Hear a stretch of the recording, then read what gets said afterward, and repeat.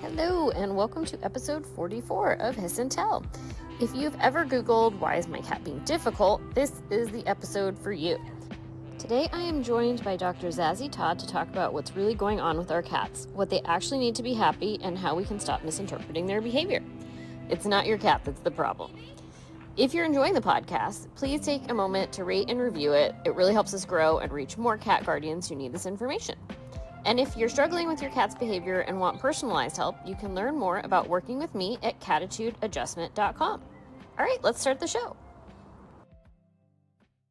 Welcome to another episode of Hiss and Tell. I am your host, animal behaviorist Christina Wilson, and with me today is Dr. Zazie Todd. She is an animal behavior expert, psychologist, and the award-winning author of Purr, The Science of Making Your Cat Happy. So welcome, Zazie Todd. Hello, thank you for having me on the show. I don't know why I said welcome and then your full name. That was so weird also.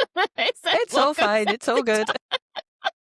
That was so awkward. I'm sorry. So can you tell us a little bit about you, about what you do, your background in psychology? Tell us who you are. Yeah, so my background is in human psychology, actually. And then it was quite a long time ago. I started writing my blog because I suddenly became aware that there was an increasing amount of canine science and feline science. And I thought, this is very cool. I just finished actually an MFA in creative writing, and I wasn't quite sure what I wanted to do next. So it was a bit of a career change already. And then I was like, wow, this is so cool. And it is so relevant to our everyday lives with cats and dogs. So I started writing my blog about it, and subsequently it was from writing that my books came about. So Wag the Science of Making Your Dog Happy was first, but I always knew that I would also want to write a book about cats and how to make your cat happy. So when Purr came next, I was very, very happy, very excited about that. So that's good. And I sometimes work with cats or dog clients, not so much at the moment because writing books at the same time as doing other stuff, actually, it's quite hard to fit everything in. I bet. So that varies depending on how much time I have. But I love helping people to understand their dog or their cat better. And I think cats especially need this because there's even less understanding of cats than there is of dogs. And so many people, they mean the best for their cats. They're doing it, the very best that they can. But because society doesn't have very up-to-date ideas about cats, they're making some kinds of mistakes that are things, some of them very, very easily fixed, and they will make a big, big difference to the cat and therefore also to the person's relationship with the cat. And I really like being able to share that kind of information with people. I agree. I see that daily in my own practice. Just things that I think are out there, especially when people Google, how can I fix this? Insert common behavior problem here with the cat. And then unfortunately what comes up with Google searching is really outdated information or just outright misinformation. And certainly not things that we've updated in current behavior science haven't made their way out into general knowledge that's just out there when you search. And so there's so much unwinding of that has to be done, but it's not difficult most of the time. So if somebody wanted to dramatically improve their cat's life starting today, what would be a few of the things that you would say that they should try? I mean, there are lots of things that people can do, but I think the cat's environment makes such a big difference to how happy they are. So one of the first things I would do is look around your home, especially at the rooms where your cat likes to spend a lot of time, and make sure that your cat has lots of hiding places and perching places. So just thinking about the space as your cat uses it. And often it's very easy. It doesn't even necessarily require you to spend any money. I mean, a cardboard box is just so wonderful for cats. You can just cut a hole in, turn it upside down. You've immediately got a free hiding place for your cat, which they probably are going to like. You can make a hole on the other side. Now you've got a tunnel for your cat. There are so many things you can do that are cheap and easy, but cats really like to be able to hide, and they will feel safer if they have spaces to hide. So I think that's an important thing. And the other part of that, of course, is that you have to actually let them hide if they're wanting to hide. And so often people will want to go and get their cat and bring them out to come and interact, but it's not really a safe space for the cat if that is what is going to happen to them. So that's one of them. I think another really important thing is to know that cats can be trained. Mm-hmm. And there is this stereotype that cats can't be trained, but especially I would make time to teach your cat to like their cat carrier, because it makes such a big difference to taking them to the vet. It makes it so much easier for you. It makes it easier for your cat at the vet. And there is some research that shows that actually it makes the vet exam go much better once you actually get Sure. to the vet if they've been trained. So even if your cat currently hates their carrier, you can teach them to like Mm-hmm. it. It's just going to take longer than if they were a kitten who didn't have much prior experience with it. I've got a training plan at the back of Purr. You can find training plans on the internet. It all involves using nice treats and rewards and helping the cat to feel safe. And that makes a big, big difference. I think those are probably the main things, but another one would just be to give your cat a bit more to do so that they're not bored. Because an indoors only cat in particular, they can't, if they get bored, they can't go outside and find something to do. They can only stay in their environment. So that means more time for play. It means paying attention to scent and giving them scent enrichment, because cats have great noses. And it involves giving them choices in things as well. And it probably involves giving them some food puzzle toys too, so that they've got a bit more to do. Yep. I 100% agree with all of those things. So I also wanted to ask you, because a lot of what you do is translating new research into kind of digestible reporting for the layperson or for the regular pet owner, what are some of the most exciting developments in companion animal behavior science recently or in the last few years, especially about cats? I think one of the things is simply that it exists, really, Yeah. because there is so much more research than there was. And I think cats are still lagging behind dogs in terms of the amount of research that gets done on them, but it's happening. So that in itself is like super exciting. But I think one of the most interesting things is to do with cats' relationship with people, because there is this stereotype that cats do not care about people, and it's not true. And of course, there are individual differences, but a well socialized cat is actually going to care quite a bit about their guardian. Even if they're not a cuddly kind of cat, they're still going to be choosing to spend time with you. Like, even if they're choosing to sit next to you on the sofa instead of on your lap, they're still choosing to spend time with you. And so I think recognizing that that bond is there and that it does Mm-hmm. matter to the cat, actually, that's like a huge turnabout in what people think about cats. And I think it's really important for people to know. And I think, cat people who've loved cats all their lives probably know this already, but it's not the societal view of cats, which is full of stereotypes, which are often very negative. So I think the fact that you do matter to your cat, probably, most likely, like for most cats. Obviously, for feral cats, it's not, but your cat who was socialized as a kitten, they care about you. They want to spend time with you. Your presence can help them, make them feel a bit more safe. I think that's a really important change in how we think about cats, and I think it makes a big difference to how we feel about cats as well. I totally agree. So as a cat behaviorist, I get a lot of messages and emails and even stuff on the intake form from clients saying that their cat is difficult. When people call their cat difficult, what do you think is usually going on beneath the surface? Either for the human or the cat. Well, obviously the human is struggling, and that's why they're Yeah. seeking help with their cat. But I think probably the cat also is struggling, and that's Yeah. why they are being seen as difficult. They're not deliberately being difficult. They're just finding something isn't matching what they need. And so they are struggling themselves. And I think it helps to recognize that the cat isn't deliberately being awkward. They aren't being mean. They aren't being spiteful. They're just struggling themselves because something isn't right for them in their environment, or possibly multiple things aren't right for them in their environment. And when you make a change to that, you'll see that the cat will become, hopefully, sweet again. Yeah. Sweet and loving. And so we really need to know what cats need. And when we know what cats need and we're providing it for them, then actually they're much less likely to have behavior issues, and they're more likely to have a good relationship with us. And I think that's what's important to know. So they're not really difficult. They're just struggling. They're finding things Yeah. hard. So you mentioned what cats need. What are the things that cats need? Yeah, so they need a safe space, which I've mentioned already. Mhm. They need to know how to act in our world. So it really helps them to know how to go in their cat carrier. It helps them to know that they have spaces they can go and hide. They need some kinds of play. They need to be able to engage in ordinary cat behaviors. So they need those high up spaces. They need opportunities to play. They need opportunities to use their nose, and they need choices. They need choices Mhm. and control in their lives. And I think everyone kind of understands that cats like to be able to do their own thing. But even so, people often will go and they'll scoop their cat up or they'll just give their cat a hug, and it's not necessarily what the cat wants. So we need to pay attention to what the cat is actually telling us with their body language and their behavior so that we can do what the cat wants.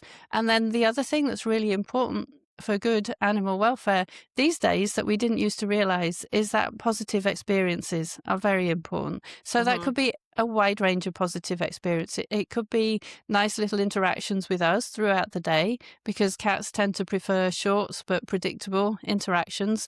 Right, whereas we're more likely to want to go and just hug the cat for a little bit and then let them go and ignore them. That's not what the cat wants. So we have to pay attention to what they want and make sure that they are having these positive experiences, and that even can come down to the food that we're giving them, the way in which we're giving that food, or the kinds of food, making sure that even they're getting some kinds of food enrichment and not the same kibble all the time as well. I just had a discussion last night with just some friends of ours who were visiting, and they were talking about how they were so frustrated that their cat will eat the same food for 3 days in a row and then wants something different, won't eat the last bit of the can. And I was trying to ask them, would you want to eat the same meal for 3 days in a row, or would you maybe, want to have something different? And I feel like that sort of kind of a little light bulb went off, and they're like, "Oh, I guess yeah, we probably wouldn't want to eat the same mashed potatoes and or whatever for 3 days in a row, and maybe we would get sick of it." And so then they understood a little bit of our cat's probably not being difficult. Maybe she just would like to try something new, and hopefully that will help inform them not look at their cat as being difficult, but as just somebody who would maybe like to try some different foods and just have a little bit of extra, Yeah. something different happening in her day. Yeah, Who and knows? every cat is an individual, so it's gonna Yeah. depend on the cat, and I have a cat who is very like that. Melina Mhm. likes different food all the time. She doesn't want the same food 2 meals in a row, Yeah. so we have to change it all of the time.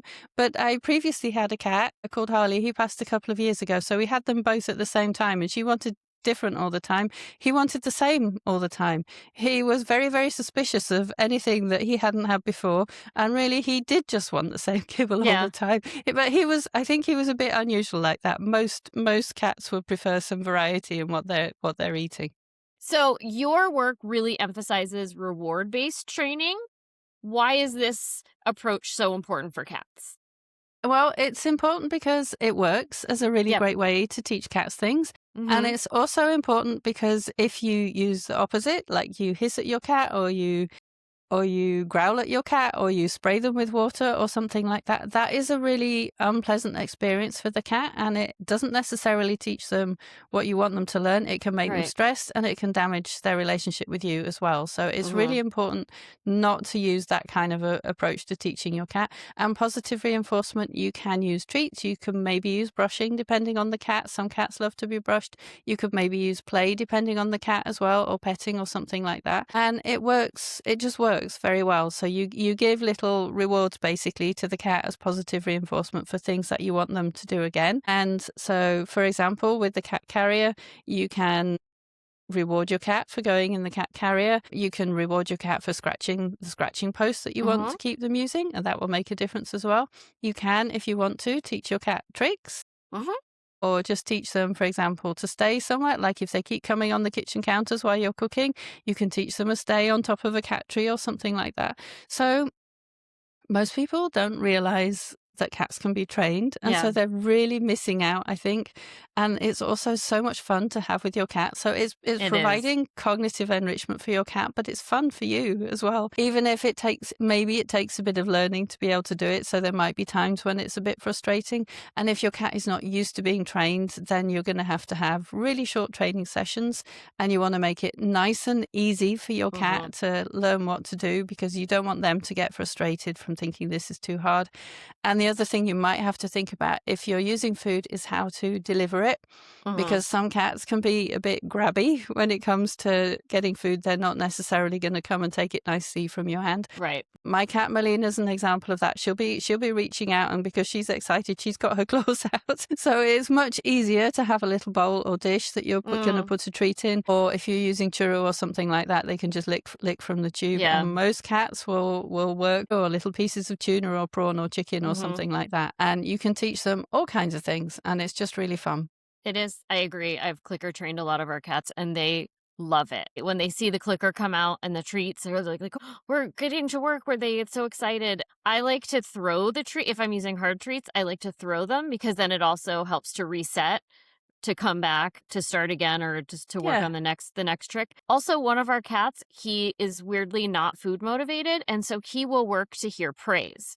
All he wants to hear is "good job, Kevin." It's so Oh, cute. He just lives to hear "good job, Kevin," and then he looks at you with these big green eyes and is so excited and happy. So, oh, that's praise, adorable. yeah, it is. And praise is something that I have found for certain cats is equally, if not more effective than food, play, whatever it is. You just have to find what that cat's highest value reward is, and go from there. But I just love clicker training for cats. I think it's so useful and it's so fun. And there's a wonderful resource called catschool.co, which is amazing, that has little modules for training your cat. So I recommend using that if you're interested. Pin. I Mhm. think the reward for each cat, like you mentioned, it's going to Yeah. be very individual, and it's up to you to find out what is going to work for your cat. And so I mentioned brushing Mhm. because my cat Harley, the one I mentioned a moment ago, he used to absolutely love to be brushed. He would do anything to be brushed. So Yeah. that was really nice. But my current cat Melina, she doesn't really like it. Mm. Like if I used to be brushing Harley, she would come and see what was going on, and she'd be like, okay, maybe a little tiny bit, but she doesn't really love it. So she's not going to Yeah. work for that. So Right. you might have to experiment a bit to find out what your cat is going to work for. And there probably aren't many that will work for good job, Kevin. Yeah. No, But that's so cute. So yeah. you just have to find for the cat, and it's maybe going to be a bit of experimentation when you first start training them. But Absolutely. that's perfectly fine. There's no timeline on this. You can just do it at your own pace and the cat's pace. Yeah, and even when you're working to figure out what the reward is, it's such great bonding time and good enrichment time for you and your cat. So, and I think Yeah. that's, out of all of it, I think the highest reward is that your cat is getting one-on-one time with you. They know that it's coming. You're having time where you're not distracted by your phone or the TV or work or whatever, where you're actually sitting down and spending time with that cat. So, I think that's super, super valuable. And I think often that's what our cats are most excited about when they see that we're going to do training, is that the focus is going to be 100% on them. So I wanted to ask you, because you have this background in human psych, how do human expectations kind of shape our relationship with cats? I think they make a big difference, and it's unfortunate that many of us have quite negative stereotypes about cats, and they're quite popular. And it even seems to be acceptable for some, or some people think it's acceptable to even say that they hate cats. Yeah, And how can you hate cats? I know. I don't know. So I think that's really unfortunate because it means many people are actually missing out. They're guided by those stereotypes, and they're not really thinking about what their cat needs or what cats want, and they're missing out on a much better relationship that they could have with their cat. And of course, people like us and your clients and so on, they understand that you can have such a wonderful relationship. But those stereotypes, because one of the things that shapes how we think about cats is the social norm, what we think everyone else thinks too. And that's just unfortunate. And I think it's changing. We are managing to change that. People are learning that there is a lot more to learn about cats, and they really are incredibly special creatures. But I think that's one of the things that unfortunately has affected people's relationship with their cat. I agree. And I've talked about this on other episodes, but I think a decent amount of the reason that some people dislike cats is because of the necessary consent piece that is required to interact with cats. And so I often think about what that says about the person who so emphatically dislikes cats. I think we have, as a society, had this idea that humans are much, much better than non-human animals, to the extent that it was only in 2012 that we had, I think, that we had the Cambridge Declaration of Consciousness.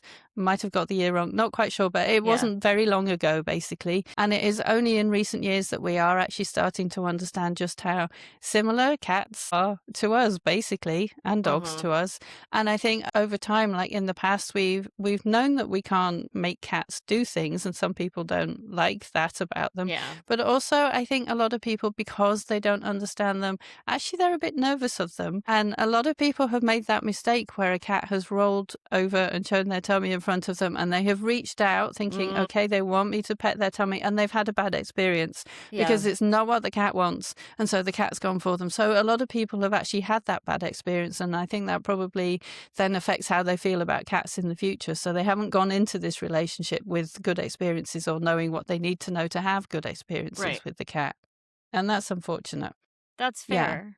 That actually leads me to my next question, which was, why do you think so many people misunderstand feline communication? And we could start with that particular move that I think gets people so often, which is the cat rolling over, exposing its belly. That's its strongest position, right? It's able to gut. All four paws and claws are able to get you. The mouth is able to get you. That is not, it can be a very relaxed position, but it's also an incredibly strong defensive position. So how are we as people misunderstanding their communication and their body language so much? I think often people aren't really paying much attention. They're not paying much attention to what the cat is doing. They're not even noticing a lot of the body language. And I think it probably is quite hard to read. I think it does take time to learn to read it. But I think one of the easiest places to start is by looking at the tail and what the tail is doing. If you're interacting with the cat and you see the tail starting to twitch and maybe the twitch is getting a bit bigger, that is a sign that perhaps you should stop petting the cat, because perhaps they've had enough of this by now. And if you don't stop, then they might start staring at your hand, and you might see their skin rippling, and you might see their ears going back and their eyes looking like this cat is starting to get stressed, and then they probably will go for you. And I think another part of it, though, is that people aren't used to giving choices to cats. And they're not thinking about consent. Is the cat consenting to this?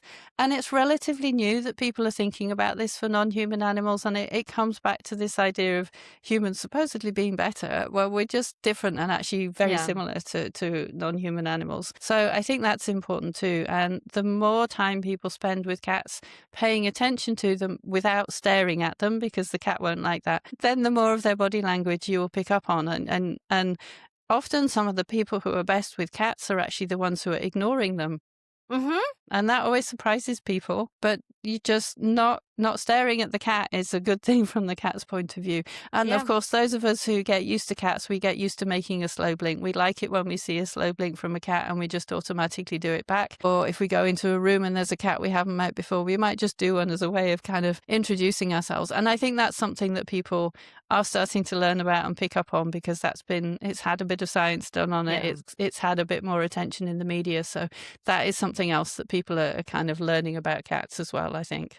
It's true. It's funny. It's gotten to the point where my wife does that to me because we have so many cats and we're so used to cats that my wife will slow blink at me. And sometimes I have to be like, you remember I'm not a cat? I mean, I don't mind, but it is actually funny that we're slow blinking at everyone around the house so much, and even the ferals that we take care of outside, that it just translates into us slow blinking at each other as well. So I love that. It's become such a habit. It's just, we really are just two humans living in a cat world. So we have to adapt our behavior to our way that we communicate to their communication style rather than the other way around. So what are some ways that guardians can become better observers of their cats' emotional states? So paying attention to them without staring at them, I think that definitely. Not staring, because cats tend to feel quite threatened by direct eye contact. So that's why the slow blink and the narrowed eyes kind of helps a bit there. But you have to pay attention to all of their body language. So I think the tail is probably a good place to start. Obviously, the ears are a good place to start, because if you see the ears, like you want to see the ears kind of forward, kind of interested, rather than going back and showing signs of the cat being stressed. But I think it does take time. Another thing that can be quite hard is learning to sometimes to spot the difference between play and fighting, Mhm. especially if you've got more than one cat in your home. And then one of the things to look for would be, are the claws out? Because if the claws are out, then yes, they are fighting. And if there's horrible caterwauling, then yes, they are Yeah, the fighting. sound. Yeah. So the sound is going to help. But the other thing is, if they're playing, they're going to be swapping roles from time to time. Mhm. Like it's not always going to be the same cat on top.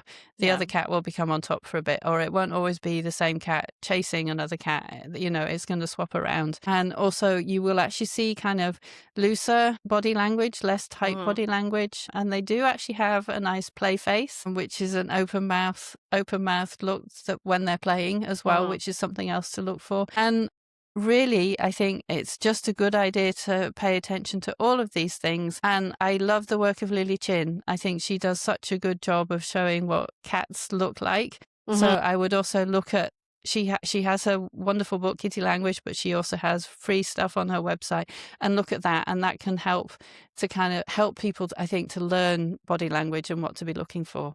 Yeah, I agree. I think also important about play is that they take breaks. They often take breaks in the play bouts where they will kind of hold a position but just pause. And just relax and just kind of hang out, and sometimes they'll just stop. One cat will wander off because they've had enough, but then they'll often resume the bout and then pause again and then resume, and like you said, they'll swap roles, but that pause is very important, I think, to also knowing that it's play. I see that all the time because we have like a big dude gang in the house, and they all kind of wrestle and play and chase each other around, but it's always silent.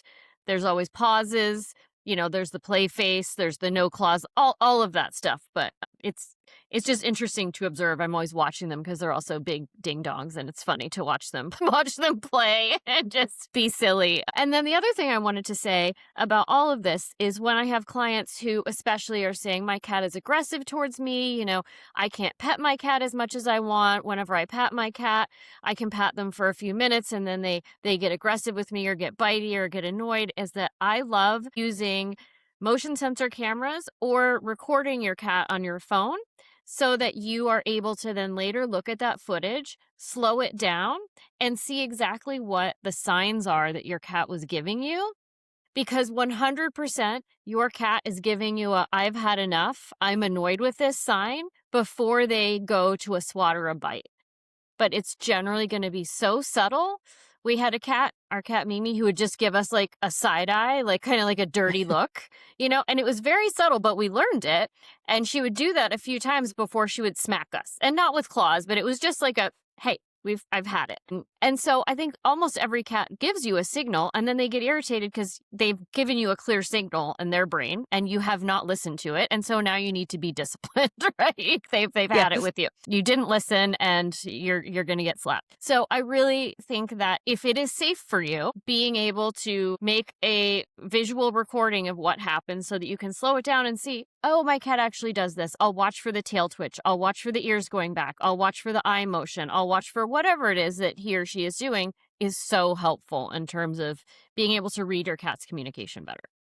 Yes, So, absolutely. Yeah, looking at it on video is really helpful.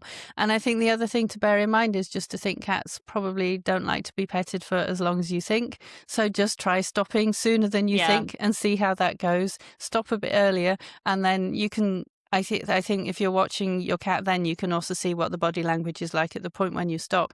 And of Yeah. course, if your cat wants more, they're going to come up to you and they're going to rub their head on you, or they're going to Mhm. make it really obvious that actually they want more. So you Yeah. can just stop and see what happens. And if they walk off, then I'm sorry, but your cat is done with the Yeah. petting session, Yeah. and they have that choice. Yes. It's very true, and you're right. If they want more, that same cat Mimi would literally grab my hand and put it back on her, be like, "No, I'm not done. Thank you." So they will absolutely be very clear with you about, "You are still serving me. Thank you. Mm. We're still doing this." Yes. So we were talking about how now finally there's more feline research going on. I know when I was getting my graduate degree, I couldn't even work with cats because that just wasn't a thing. So it's very nice to see that feline research is really becoming more popular and just considered more of a normal thing. What areas of feline behavior research do you think are still lacking? I mean, a lot of it is lacking. I would love to see more about how we can improve our bond with cats because I Mhm. think that's so important for people. I think I also would love to see more research that's kind of citizen science. So it's Mm, looking at cats in their own homes and how they're behaving in their own homes. And that's important because some cats couldn't be taken to a university yeah. lab. So if I mean, the research that happens in university labs, it is really important. Yeah. I'm not knocking it. There's some really great research done there, but only some cats are suitable to go and take part in that. And especially the more fearful kind of cat is going to have to stay home. So research that's happening in the home, I think that Mhm. especially like we have a lot of surveys, but also it would be nice to have more that's just getting bits of video and it could still be citizen science kind of Yeah. projects where you're asking people to video their cat. But I think that would be really, really helpful. And I think we are getting a lot better understanding of a lot of cat behaviors, but it's amazing how much we still don't know. So some of those things to do with how people interact with kittens, there's some great research going on about what people do with kittens and how that helps older behavior. But Mhm. because this is such an important time in the life of a cat, I would love to see more research on kittens too and how good socialization practices can help kittens grow up to be more friendly, confident adult cats. I 100% agree. Yeah. Before I was a behaviorist, I was a fashion photographer for 20 years, and I also just did cat rescue work, right? And so I would have moms from the shelter, like mom cats, and raise the kittens in my photo studio. And those kittens would be so socialized because they would have so many people in and out all the time of the studio, just like different people every day, like 10 people, 15 people, and the kittens just got so used to people. People came to me because they wanted these rescue kittens because they were so used to everything possible, like loud sounds, sounds of cars, vacuums, people. They were highly social and just incredibly, they were like, almost like dog cats because they were so socialized from the moment of birth versus now that we're out here in Connecticut when I've done the same work. And, we're exposing them. I'm exposing them to vacuum cleaners and all of these same things, but we don't have that level of people. We're older, we're kind of hermits in the house. It's very different. And I have noticed a striking difference in the personalities of the cats and the level of socialization and fearfulness to new sounds and sensations in the litters of cats.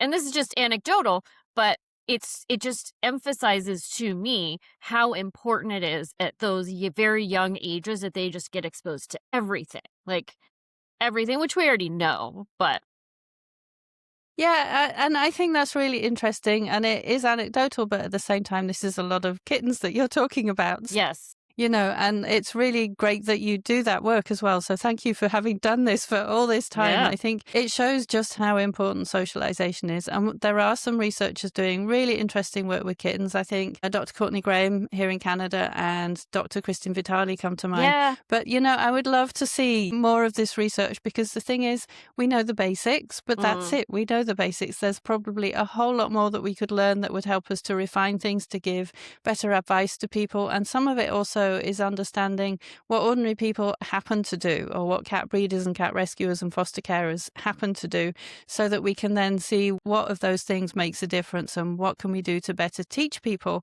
what they need to do as well to make a Yeah. difference to the kittens. And yeah, I think it's really great that people are starting to do this research with cats. More of it. More of it would just be wonderful. I agree. I absolutely agree. So, from your perspective as a writer, what do you wish that more behavior professionals emphasized when helping cat garden? I think cat behavior professionals do a wonderful job, actually. The ones that I interact with, they all do a brilliant job. So I don't feel like I necessarily have anything in particular to tell them, but I think it's just helping people to understand cats better. And that's going to depend on the particular issue that you're looking at. Right. But I think people do a wonderful job once someone knows to go to someone. So I think the thing really is that more people need to know that cat behaviorists exist. Yes. So it's getting that message out there. So it's not so much to tell the clients who are already coming to you, but to make sure that other people know that it's an option. And I think some of that is having a good relationship with local vets because Mhm. vets might refer people to you. But I think some of it is also just getting this idea out into local neighborhood groups and so on that there is someone local if you're doing in person or just for people to know that such people exist. I think that's probably the biggest problem, because people get to having an issue with their cat and then they don't know that they can turn to people for help with this.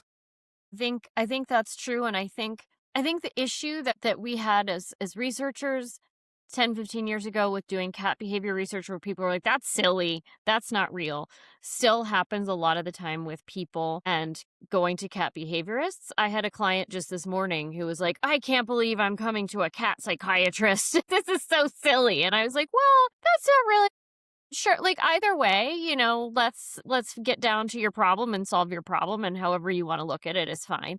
But I do hear not infrequently people being like, this is so silly, I can't believe I'm doing this, or I can't believe this is a real thing. And I think it's not unusual to hear that. So I think that that's still a hurdle, is that people feel that they're doing something silly in terms And of. it's not silly at all to care about your cat Yeah. and how you can help your cat. But yeah, I think that's quite a widespread view that people just don't realize. And also the unfortunate other aspect of that is that they don't know that they can make such a big difference. So they think they're stuck with this cat's behavior issues. Yes. And if they only knew that they could actually make a big difference, that would really help. So yeah, people need to know that that help is available.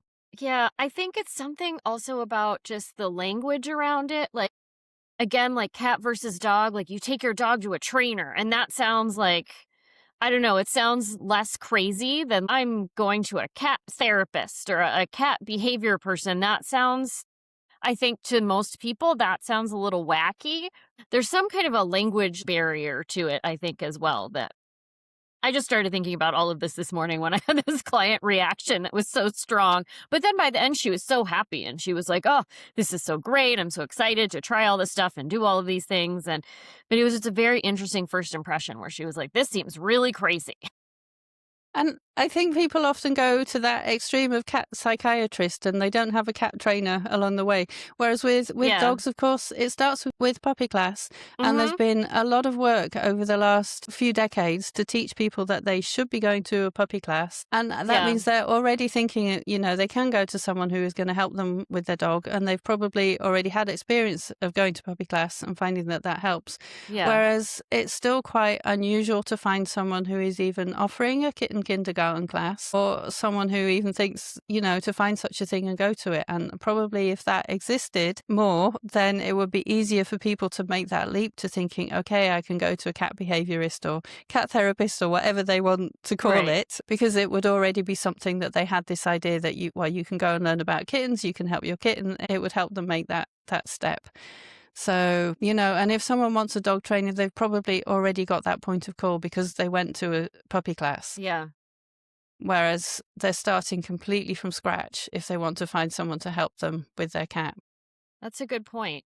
And then, but talking about the puppies and puppy class and dog training leads me to thinking about all the dominance behavior that's often in dog training and dog classes, and thinking about why, I know why we have this thought about dogs because of that stupid paper from the 70s that was written about wolves and like then retracted, but is still just out there and on the web and in everyone's general thinking, and then trickled down into terrible dominance trainers. But anyway, how do our beliefs kind of about dominance and training impact cats and other companion animals? It's funny because the idea came about from dogs, and it's not true at all, but somehow it became popular, and then I've seen it applied to cats. I've seen people apply it to rabbits even, which is really strange. Like, why do you think your rabbit could know. be dominant over you? But even for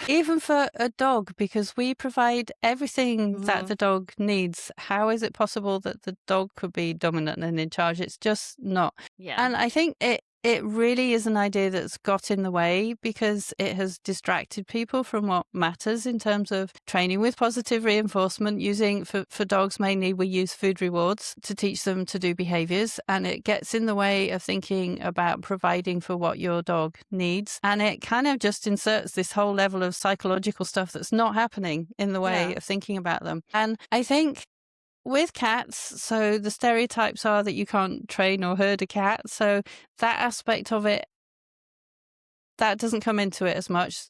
to some extent for the dominance, but I think people think that they can't influence their cat's behavior, so then they struggle when their cat is doing something that they don't like because they don't know what to do. Hmm. And the other thing, I think one of the worst things about ideas of dominance in dog training is that it leads people to using punishment. Yeah. And there's a lot of research on training methods in dogs that shows risks of using punishment: increased fear, anxiety, aggression, pessimism, a worse relationship with the owner, increased Hmm. stress. And of course, increased stress can cause physical health issues.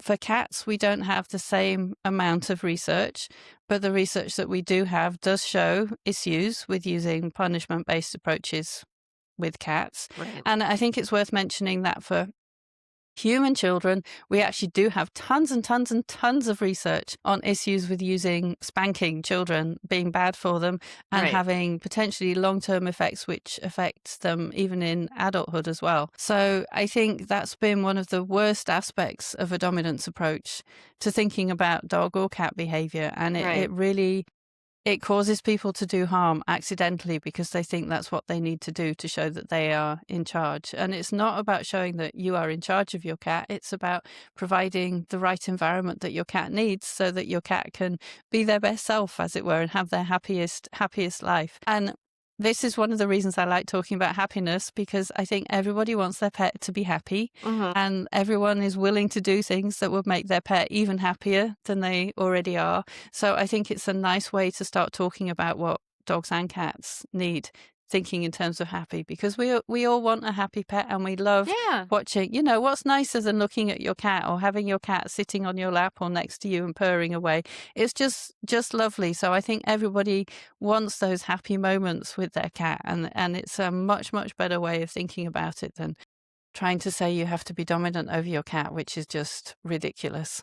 I, of course, absolutely agree. So, obviously. So, kind of going off of that, I think when we read research, a lot of research about cats and just a lot of research in generally, we kind of like read a lot about measuring stress indicators rather than measuring positive welfare, right? Do you think we over rely on stuff like cortisol, measurements of cortisol, just measuring stress indicators rather than looking at positive welfare? Well, I mean, the idea of thinking of positive welfare is relatively new, because if you go back to the 5 freedoms, which have shaped how we think about animal welfare since the 60s, they're really mainly about preventing harm and preventing cruelty and preventing stress. And it's really with the move to what we call the 5 domains model that we started thinking that it's not just about preventing harm, it is also about positive welfare. And I think obviously, for ordinary people, they can't go and measure their cat's cortisol levels, and they certainly couldn't probably interpret them even if they did. But so for ordinary people, I think you can look at how your cat is behaving. Are they engaging in different activities in your home? Are they playing? Are they playing with you, for example, when you get the one toy out? Are they using different places in the home? Are they sleeping all day or appear to be sleeping all day? That would be perhaps a sign that they're not as happy as perhaps they could be, maybe. Or, of course, whenever there's anything behavioral, we also have to say maybe see your vet too, because Yeah. we're not vets. We can't interpret things from that point of view. We now have an increasing knowledge that veterinary issues can affect behavior as well, Hmm. which is another positive benefit, I think, for cats these Yeah. days. That's a really important thing too. So I think in terms of thinking of ordinary people, it's thinking about what can you provide that your cat will want to engage with, that Hmm. your cat will want to be able to do. And I think that's a really good way of thinking about, just looking after your cat, doing a better job of looking after your cat and making them happier. Yeah, that's fair. So, what do you think a kind of a happy or a good life for a cat actually looks like? So I'm going to assume that we're talking about indoor cats, because Yes. that's a big, big issue But yeah, let's talk about that with, too if you want. well, I think for an indoor cat, they can very easily get bored in their environment. So a happy life means that we are providing hiding spaces for them. We're providing high up perches for them. We are making time for them and to spend time with them in play and to pet them, but we're giving them choices on that. So we're letting them choose what to do.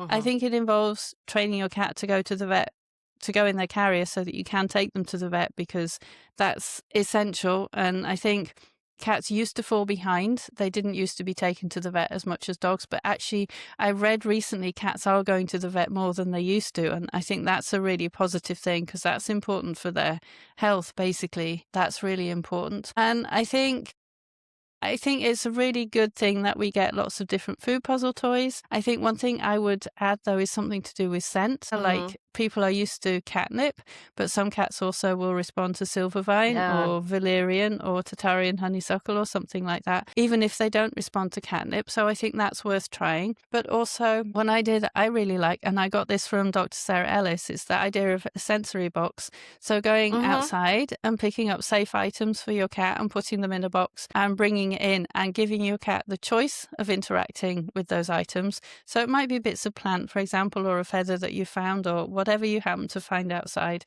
but you have to give your cat a choice. So don't pick them up and put them in the box because they aren't necessarily going to like that. I mean, a bold, confident cat might be happy with it, but some cats would be like, oh my gosh, this is too much all at once. But give them that choice and bring some of that outside in for them, I think. And that's very good for them too. Yeah, I love doing that in all seasons, but especially in the winter, especially this winter when we had so much snow, I was constantly taking a big cooking sheet and filling it with snow and bringing it in and putting it down and watching the cats all be like, "Ugh," and smacking at it, and some of them walking through it, and some of them were not interested at all, but that was a fun thing to watch them play with that. The littlest one, the kitten with cerebellar hypoplasia, she would make little balls and kick them around and then be fascinated by watching them melt and be like, where did my toy go? And that was super fun thing to do. But also in the spring and the summer when things are blooming, I'll make one out of, putting crinkly paper and some catnip, but also like a stick and some safe, like rose petals and other things from outside so that they can sniff and kind of poke around. And it's always, there's a line for the enrichment box. They really get excited about going in there. So I think that's always a fun thing to do. And it's kind of fun to go out and have a little scavenger hunt for safe items for your cat from outside. So I always think that's a it's nice really thing nice. to do. Yeah, and I grow some catnip in my garden, and Yeah. so my cat responds to toys with catnip in. She loves them. She really loves them. And so I got this catnip plant for outside, and this just confirms that every cat is an individual. I brought some of it in for her, and she came and she sniffed it, and she was like, I don't like that. And she just walked off. And I was so disappointed. No, I'm But sorry. it's a case of finding what your cat actually likes, not Yeah. what you hope your cat will like. That is fair. We have a few cats who don't respond to catnip. I also grow it outside, and it's a weed, so it just spreads like crazy. So if you plant a few seeds, you have like 800 acres of catnip now. But one of our cats, his name is Butters, and he just showed up at our house as a feral, and now he's the nicest, most beautiful, fluffy orange guy. He's obsessed with it, and if he sees me out near the plant, he has those speech buttons, so he'll just hit catnip for me to bring some in, and then he will eat all of it. He'll eat like a handful, like a huge handful, like the stalks and everything. He's crazy. He's like, I think a little bit of an addict with the catnip where no one else can get any because he's going so crazy with the catnip. But it is very cute to see that. And some of them prefer the silvervine, and it's nice to be able to grow things for your cat and then have them enjoy them. Anyway, sorry, I went off on a tangent. This is why I have to edit because no one wants to hear about me growing catnip for the cats. No, that was a nice story. I liked hearing it. So, like we were talking about, some cats really like a lot of stimulation and other ones like to be quiet. Do we know much from the literature about personality differences in cats? Or is this all just kind of anecdotal? No, there is some research on cat personality, and so we do have differences in personality, and I think that's really interesting to think about every cat as an individual. So some cats are more bold than others, for example, and we know this if we look at the cats. But so in people, that we tend to talk about personality as having 5 factors, and the interesting thing is that it seems maybe those same 5 factors kind of apply to cats too, but it's not. I think it's not confirmed, so it is something we could have more research on. But it is worth thinking about. And I think especially if you're going to adopt a cat, it's worth thinking about the personality of the cat and seeing what Mhm. the shelter or rescue can tell you about the personality of the cat in terms of thinking about, are they going to fit into your home or not? Right. Because if you have a lot of people coming over to your home all the time, you probably don't want to bring home a shy, fearful kind of cat. You're probably better off bringing a more bold kind of Yep. cat who you know is going to be chill with lots and lots of visitors. So it's just worth thinking about. Yeah, so I think that's quite interesting. Yeah. Is there a finding from animal welfare science that you think most cat professionals, whether it's behaviorists or vets, sort of still underestimate or misunderstand or just don't know about? No, but I do think it's getting increasingly hard to keep up with things because Mm, there is so much coming out all the time now, which is a really good thing. yeah. So I think it's become harder for people to keep up. But I think the basics of, the 5 pillars of what cats need in a healthy feline environment, those basics are the same. And I think cat behaviorists are all, they're very good at explaining all of this to people. But I think the new stuff that's coming in, it doesn't necessarily change what we do. It just tells us a lot more about just how clever cats are. But I Mhm. suppose one example, like there's been a lot more research on scratching. So we've Mm, known for a very long time that it's important to provide scratching posts. And a lot of people get upset if their cat is scratching something that they don't want them to right. scratch. But we do know now a lot more about the fact that cats do have individual preferences. Mhm. So you do have to find what your cat likes. So overall, a cat is going to like a tall post that's tall enough for them to get a good stretch. Kittens seem to prefer something horizontal. Some cats just will prefer a horizontal post anyway. And I think the other thing is the training, the fact that training helps. And I Mhm. think as cat behaviorists, we're aware of this, but I think the research gives us more to talk about, and more in terms of explaining that cats do have differences, that we might have to think about the positioning of the scratching post and the type of scratching post, and that if you have multiple cats, they need their own post, but Yep. they might also have different preferences. Like some cats will actually prefer a wooden post, even though most cats prefer a sisal rope post. And Yes. if someone's just gone out and bought a little, most of the ones in the store are too short as well. So if someone's just gone out to the pet store and they bought the first sisal rope post that they've seen, they're probably quite pleased with themselves because they think they've gone and got something that's right for the cat, but the cat may not like it, especially if it's short. They want something tall. Yeah. So I think the research helps fill in a lot more detail there about the kinds of things that we need to be offering to our cats. So, sort of along that line, as we gain more of an understanding of them, do you think our ethical responsibilities towards our cats should evolve as well? Well, I think we've always had an ethical responsibility to treat them well, but I do Mhm. see societal changes in terms of how people think about them. I guess declawing is one of the obvious ones where there have been big changes. That is now illegal where I am. It's It's amazing. illegal where I grew up in the UK and has been for a long time, but there are still quite a few places where there are still campaigns going on to make it Mm. illegal. So, I mean, I think for a long time that just used to be seen as a normal thing to do before people realized that Yeah. A, cats need to be able to scratch. It's part of looking after their claws, and B, declawing, it's kind of amputating the knuckles and it's painful for cats. It's not good for their welfare to do it. So I think that's one example where there has been quite a big shift in terms of what people think is ethical in terms of Yeah. how to care for cats.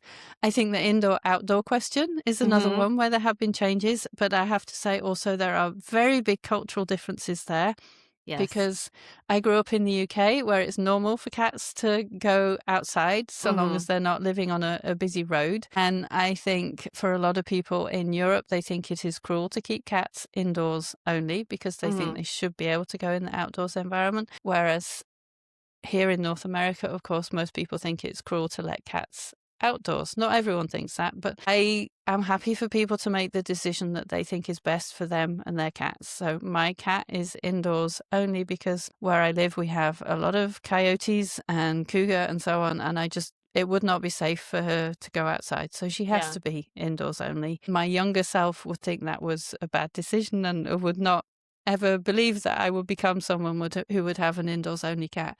So I think sometimes these discussions need to be nuanced as well, but we are seeing big changes. And I think overall those changes are better for cats and better for cat welfare. I think that makes a lot of sense, and I get it about where you are. Is there anything else that you wanted to talk about or touch on?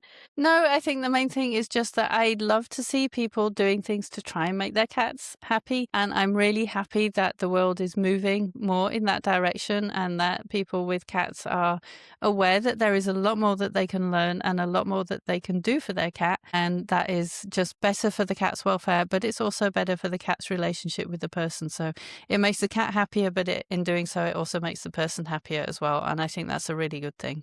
I agree. I think the more that we learn, the happier that we can be with our cats. And that is Yeah, great. absolutely. Yay. Well, thank you so much for taking the time out of what I know is your very busy schedule to talk with me. I really appreciate it. This is such a fun discussion. Thank you. It's been a pleasure to chat with you. Thanks so much for listening to the show. If you're looking for one-on-one support with behavior issues like litter box problems, aggression, anxiety, or multi-cat dynamics, you can find me through my behavior consulting business, Catitude Adjustment, at catitude-adjustment.com. If you like the episode, please consider leaving a rating or review. It really helps us grow.